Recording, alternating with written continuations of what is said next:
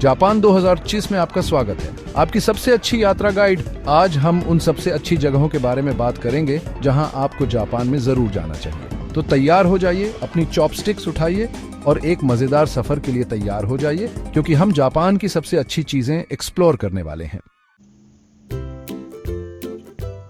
सबसे पहले हम टोक्यो में धूम मचाने वाले हैं। ये मेट्रोपोलिस अल्ट्रा मॉडर्न और ट्रेडिशनली टाइमलेस का मिश्रण है। ऊंचे स्काईस्क्रेपर्स के साथ शांत बगीचों की कल्पना कीजिए जहां आप ज़ेन पा सकते हैं। जिन्जा के हाई एंड बुटीक्स से लेकर हाराजुकु की क्वर्की गलियों तक टोक्यो एक शॉपर्स पैराडाइज है। Michelin starred sushi, steaming bowls of ramen, fluffy pancakes, Tokyo में सब कुछ है। अकीहाबारा में अपने गीक साइड को बाहर निकालें, इलेक्ट्रिक टाउन जहां एनिमे और मांगा का राज है। या थोड़ी देर के लिए अर्बन जंगल से बचकर मेiji श्राइन में शांति का अनुभव करें, जो एम्परर मेiji को समर्पित एक शांत जगह है। अगला पड़ाव, हम बुलेट ट्रेन से क्योटो जा रहे हैं, जापान की एंशिएंट कैपिटल। ये शहर पुराने और नए का एक हार्मोनियस ब्लेंड है, जहां मॉडर्निटी ट्रेडिशन से मिलती है। यहाँ समय धीमा होता हुआ प्रतीत होता है, आपको हर पल का आनंद लेने के लिए आमंत्रित करता है। सड़कें ऐतिहासिक लकड़ी के घरों से सुसज्जित हैं और हवा पास के मंदिरों से धूप की खुशबू से भरी है। प्रसिद्ध फुशिमी इनारी श्राइन में घूमें, जिसके हजारों जीवंत लाल टोरी गेट्स हैं। प्रत्येक द्वार व्यक्तियों और व्यवसायों द्वारा दान किया जाता है, जिससे एक मंत्रमुग्ध कर देने वाला मार्ग बनता है। और लुभावनी सुंदरता की बात करें तो आप आराशियामा बैम्बू ग्रोव को मिस नहीं कर सकते। विशाल बांस के डंठल एक शांत और अलौकिक वातावरण बनाते हैं। यह शहर पारंपरिक जापानी संस्कृति का खजाना है। प्राचीन मंदिरों से लेकर पारंपरिक चाय घरों तक क्योटो का हर कोना एक कहानी कहता है। किमोनो पहने और जियोन जिले में घूमें, जहां आप एक गेइशा की झलक पा सकते हैं। यह जिला जापान की समृद्ध सांस्कृतिक विरासत का एक जीवंत संग्रहालय है। और हां, पारंपरिक चाय समारोह का अनुभव किए बिना क्योटो की कोई भी यात्रा पूरी नहीं होती है। मैच्चा चाय की सावधानी पूर्वक तैयारी और प्रस्तुति अपने आप में एक कला है। क्योटो में कुछ दिनों के बाद आप थोड़ा धीरे चल रहे होंगे, थोड़ा धीरे बोल रहे होंगे और एक अच्छी तरह से बनाई गई मैचा चाय की साधारण सुंदरता की सराहना कर रहे होंगे। क्योटो आपके दिल पर एक अमिट छाप छोड़ता है, जिससे आप जाने के लंबे समय बाद भी इसकी शांति के लिए तरसते रहते हैं। हमने टोक्यो की नियॉन लाइट्स देख ली है, जहां शहर कभी नहीं सोता और सड़कें हमेशा एनर्जी से भरी रहती हैं। हमने क्योटो के समृद्ध इतिहास और संस्कृति का आनंद लिया है, इसके शांत मंदिरों और ग्रेसफुल गीशास के साथ। अब कुछ अलग करने का समय आ गया है, कुछ ऐसा जो आपकी सांसें रोक देगा। माउंट फूजी को कॉन्कर करने का समय आ गया है। यह कोई साधारण पहाड़ नहीं है, यह जापान के दिल की यात्रा है। यह आइकॉनिक स्नो कैप्ड पीक सिर्फ एक पहाड़ नहीं है, यह खुद जापान का प्रतीक है, जो लंबा और गर्व से खड़ा है। माउंट फूजी पर चढ़ना एक चैलेंजिंग हाइक है, लेकिन सनराइज के समय समिट से दिखने वाला नजारा हर कदम के लायक है। सुबह के सुनहरे रंग एक ऐसी तस्वीर पेश करते हैं जिसे आप कभी नहीं भूलेंगे। अगर आप चढ़ाई के लिए तैयार नहीं हैं, तो भी पहाड़ के बेस के आसपास देखने और करने के लिए बहुत कुछ है। सीनिक स्पॉट से लेकर कल्चरल एक्टिविटीज तक बेस जीवन से भरपूर है। लेक कावागुचिको के चारों ओर आराम से टहलें, जहां पानी पर माउंट फूजी का रिफ्लेक्शन एक मेस्मराइजिंग व्यू बनाता है। या पेनोरामिक व्यूज के लिए हाकुन रोपवे तक रोपवे पर चढ़ें, जो आपको विस्मित कर देगा। हुटू नूडल्स जरूर ट्राई करें, एक हार्टी रीजनल स्पेशलिटी जो आपको एक्सप्लोरिंग के एक दिन बाद गर्माहट देगा। याद रखें, माउंट फूजी पर मौसम अप्रत्याशित हो सकता है, इसलिए सभी मौसमों के लिए पैक करें, चाहे धूप हो या बर्फबारी। जीवन भर के एक एडवेंचर के लिए तैयार रहें।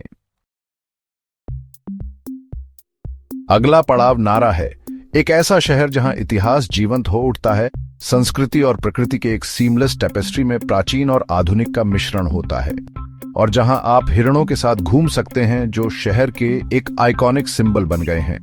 नारा पार्क 1200 से ज्यादा फ्रेंडली सिकाडीर का घर है, जो मंदिरों और श्राइन्स के बीच स्वतंत्र रूप से घूमते हैं, जिससे विजिटर्स के लिए एक यूनिक और एन्चांटिंग एक्सपीरियंस बनता है।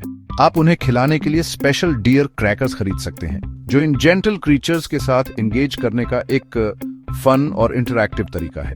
लेकिन सावधान रहे, वे थोड़े चीकी हो सकते हैं, अक्सर आपको और ट्रीट्स के लिए नज करते हैं। ये प्राचीन शहर जापान के कुछ सबसे प्रभावशाली मंदिरों का घर है, जिसमें टोडेइजी टेम्पल, एक यूनेस्को वर्ल्ड हेरिटेज साइट, जिसमें एक विशाल कांस्य बुद्ध प्रतिमा है जो जापान की सबसे बड़ी प्रतिमाओं में से एक है, जो एक ऑ इंस्पायरिंग ऊंचाई पर खड़ी है। थोड़ी ही दूरी पर कसुगा ताइशा श्राइन है, एक शांत और स्पिरिचुअल जगह जो अपने हजारों कांस्य और पत्थर की लालटेन के लिए प्रसिद्ध है, जो रास्तों को रोशन करते हैं, एक जादुई माहौल बनाते हैं।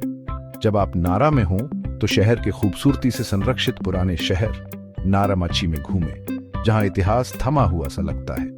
आपको सदियों से खड़े पारंपरिक लकड़ी के घर मिलेंगे, लोकल क्राफ्ट्स बेचने वाली आकर्षक दुकानें और बहुत सारे कैफेज जहां आप आराम कर सकते हैं और लोकल फ्लेवर्स का आनंद ले सकते हैं।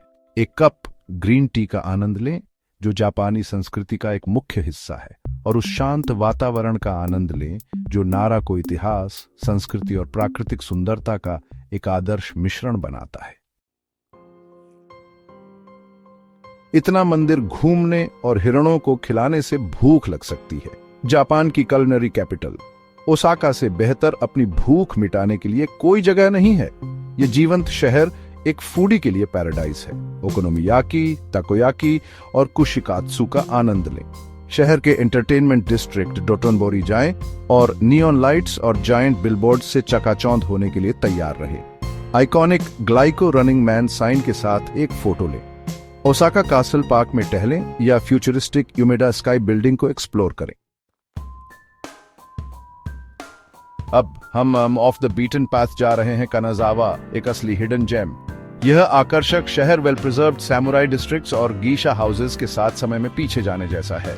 आप केनरोकुइन गार्डन को बिल्कुल भी मिस नहीं कर सकते, जो जापान के 3 ग्रेट गार्डन्स में से एक है।